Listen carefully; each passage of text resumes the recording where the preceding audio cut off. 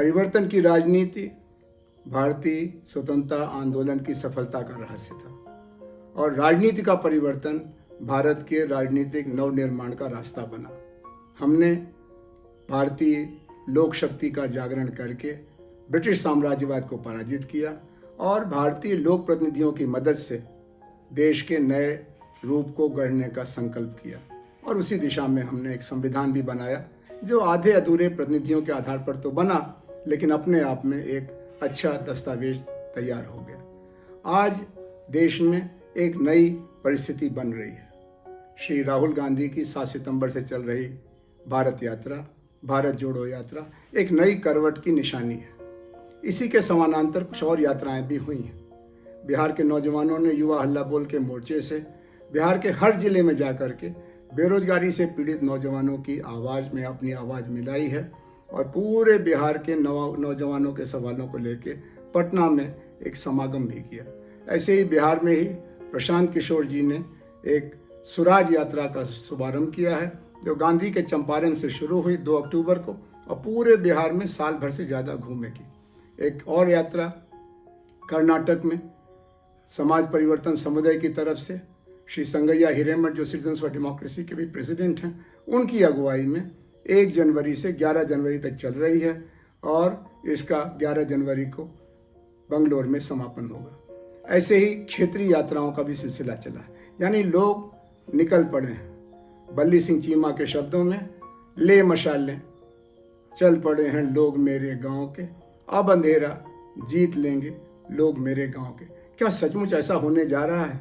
यानी क्या अंधेरे की राजनीति, जिसको हम मनी पावर, मसल पावर और मीडिया पावर का गठजोड़ कहते हैं, क्या अंधेरे की राजनीति खत्म होगी?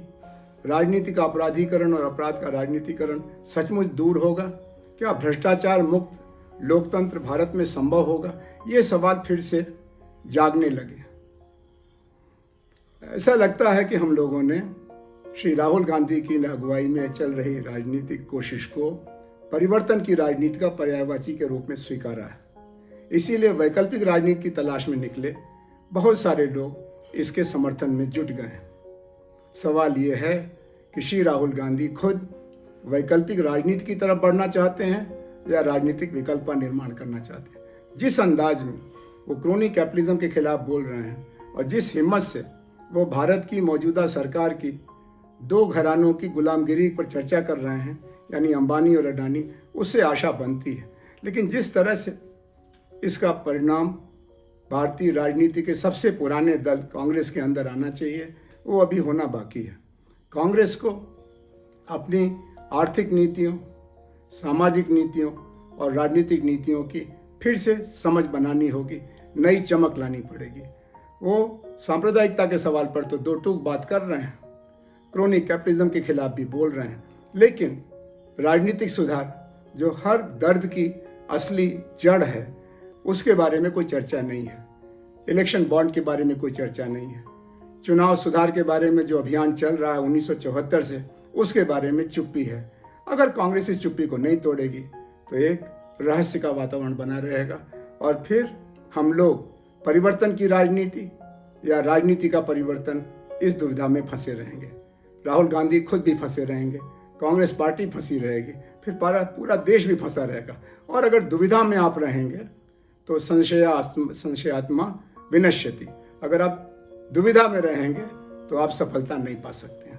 इसलिए दुविधा से बाहर निकलिए और कोशिश करिए कि अपनी पार्टी के लोगों को तैयार करके वैकल्पिक राजनीति, यानी लोक शक्ति की राजनीति, यानी चुनाव और उसके अलावा भी नवनिर्माण की राजनीति, जो गांधी का रास्ता था, एक माने में नेहरू का भी रास्ता था, उधर लौटिए। अगर आप उधर नहीं लौटेंगे तो एक भूल भुलैया में फंस जाएंगे और एक नहीं 1 दर्जन बार पूरे भारत की परिक्रमा कर लेंगे, लेकिन लक्ष्य नहीं मिलेगा।